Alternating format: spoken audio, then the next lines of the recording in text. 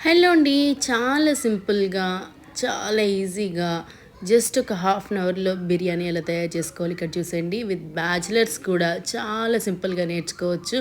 కొన్నిసార్లు దమ్ చేసినప్పుడు అడుగంటడం, లేకపోతే దమ్ చేయడం కుదరకపోతే బిర్యానీ మాడిపోతుంది. అలా కాకుండా ఇలా ట్రై చేయండి. చాలా బావుంటుంది. నేను ఇది ఒక దగ్గర ఫంక్షన్‌కెళ్ళినక్కడ క్యాటరింగ్ వాళ్ళు చేస్తుంటే చూశాను. ట్రై చేశాను. చాలా బాగా నచ్చిందనమాట. ఇక్కడైతే నేను 1 కేజీ చికెన్‌కి 1 కేజీ బాస్మతి రైస్ తోటి బిర్యానీ చేస్తున్నాను.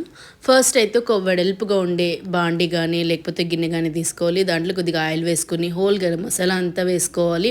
బిర్యానీ లీఫ్ ఉంటే వేసుకోండి. నా దగ్గర అయితే లేదు, వేయలేదు. అది వేగినాక నెక్స్ట్ ఆనియన్స్ వేసుకోవాలి. ఆనియన్స్ పెద్దవైతే 2, చిన్నవైతే 3 సరిపోతాయి అనమాట. ఇలా పొడుగ్గా కట్ చేసుకుని వేసుకున్నాక అవి వేగిన తర్వాత వాటిలో పచ్చిమిర్చి కూడా వేసి కొంచెం దగ్గరికి వేగనివ్వాలి. దాని తర్వాత అల్లం వెల్లుల్లి పేస్ట్ వేసుకోవాలి. అల్లం వెల్లుల్లి పేస్ట్ కొంచెం లూజ్గా పడితేనే బాగుంటుంది, గట్టిగా కన్నా కూడా. అది కూడా వేసి కలిపిన తర్వాత టమాటాలు 2 సరిపోతాయండి. 2 పెద్ద టమాటాలు సన్నగా కట్ చేసుకుని వేసుకుని అది వేసి 2 మినిట్స్ మూత పెట్టినాక మగ్గిన తర్వాత మూత తీసేసి అందులో ఒక 100 గ్రామ్స్ లేకపోతే 150 గ్రామ్స్ వరకు పెరిగేసుకోండి. ఇది గ్రేవీ కోసం అనమాట. పెరుగు వేసినాక కలిపేసేసి ఒక 2 మినిట్స్ మూత పెట్టేస్తే ఇలా ఆయిల్ పైకి తేలి దగ్గరికి అవుతుంది పెరుగంతా. ఇప్పుడు అందులో కారం, ఉప్పు మీ టేస్ట్కి తగ్గట్టు వేసుకోండి. అందులో గరం మసాలా కూడా వేసి ఒకసారి కలిపేసేయండి. అయితే ఇక్కడ నేను 1 కేజీ చికెన్ తీసుకున్నాను చెప్పాను కదా, దాన్ని ఒక 4 అవర్స్ ముందే తీసుకొచ్చి దానికి ఉప్పు, కారం, పసుపు వేసేసి కలిపి ఫ్రిడ్జ్లో పెట్టేశాను. దానివల్ల ఏమవుతుందంటే చికెన్ పీస్ అనేది కొంచెం గట్టిగా అవుతుందన్నమాట. టేస్ట్ కూడా చాలా బాగుంటుంది. చికెన్ వేసిన తర్వాత కిందున్న మసాలా అంతా ఈ పీసెస్కి పట్టేటట్టు మంచిగా కలుపుకోవాలి. కలిపిన తర్వాత మూత పెట్టి ఒక 15 మినిట్స్ అండి మూత పెట్టి మీడియం ఫ్లేమ్లోనే చికెన్ని ఉడికించుకోవాలి. మీడియం ఫ్లేమ్లో పెడితే ఏమవుతుందంటే చికెన్ దగ్గరికి ఉడుకుతుంది, అడుగు మాడకుండా ఉంటుంది అనమాట. 15 మినిట్స్ తర్వాత చూడండి ఇలా ఉడుకుతూ ఉంటుంది చికెన్. ఇలా ఉడుకుతున్నప్పుడు ఒకసారి మీకు కావాలంటే ఆప్షనల్, అది చికెన్ బిర్యానీ మసాలా ఉంటుంది కదా, అది వేసేసుకోండి. వేసేసుకున్న తర్వాత ఒకసారి మంచిగా కలిపేసుకున్న తర్వాత ఇంకొక 10 మినిట్స్ మీడియం ఫ్లేమ్లో పెట్టుకుని వదిలేసేయండి. కర్రీ రెడీ అయిపోతుంది.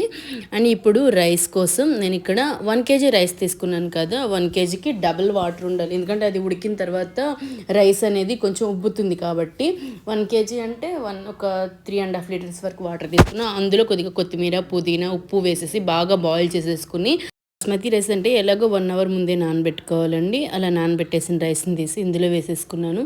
70% ఉడికితే సరిపోతుందండి. మరీ మెత్తగా అవ్వకూడదు, అలానే మరీ గట్టిగా ఉండకూడదు అనమాట. ఇక్కడ నేను చూపిస్తున్నాను చూసారా, అలా అనగానే అలా విరుగుతూ ఉండాలన్నమాట.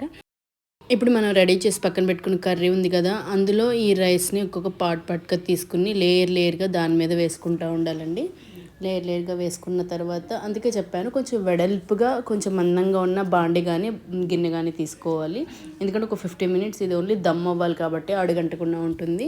రైస్ ఇలాగా లేయర్గా వేసేసుకున్న తర్వాత దాని మీద కొంచెం కొత్తిమీర, పుదీనా, కావాలంటే మీకు ఆనియన్స్ కూడా వేసుకోవచ్చు అనమాట. నేను వేయలేదు. అండ్ కొద్దిగా పైన వేసుకోండి. గీ అయితే మనం చికెన్ ఉడికే స్టార్టింగ్లో వేయకూడదు, ఫ్లేవర్ అంతా డిఫరెంట్ అయిపోతుంది. లాస్ట్లో పైన వేసుకుంటే రైస్ కూడా పొడి పొడిగా ఉంటుంది అండ్ దమ్ అవడం వల్ల టేస్ట్ బాగుంటుంది. ఇప్పుడు పొయ్యి మీద ఒక దోశ పెనం పెట్టుకునేది కొంచెం హీట్ అయిన తర్వాత మనం ఏదైతే రెడీ చేసి పెట్టుకున్న ఈ చికెన్ రైస్ గిన్నె ఉంది కదా, అది దాని మీద పెట్టేసుకుని దాని మీద గాలిపోకుండా ఒక వెయిట్ కానీ లేకపోతే చపాతీ పిండితో కానీ ఆ ప్లేట్ని కవర్ చేసేసుకున్న తర్వాత చుట్టూ 15 మినిట్స్ దమ్ చేస్తే సరిపోతుందండి, మీడియం ఫ్లేమ్ మీద. అది కూడా చూడండి ఫైనల్లీ రైస్ అయితే ఎలా ఉడికిందో. ఇలా పొడిగా రావాలి రైస్. తింటుంటే కూడా చాలా బాగుంటుంది టేస్ట్. చూడండి కింద జ్యూసీగా ఉంటుంది అనమాట చికెన్ కూడా. చాలా సింపుల్ అండ్ ఈజీగా ఉంటుంది. టేస్ట్ కూడా చాలా బాగుంటుంది. మీరు కూడా ట్రై చేయండి. వీడియో నచ్చితే లైక్, షేర్, సబ్స్క్రైబ్ మాత్రం మర్చిపోమాకండి.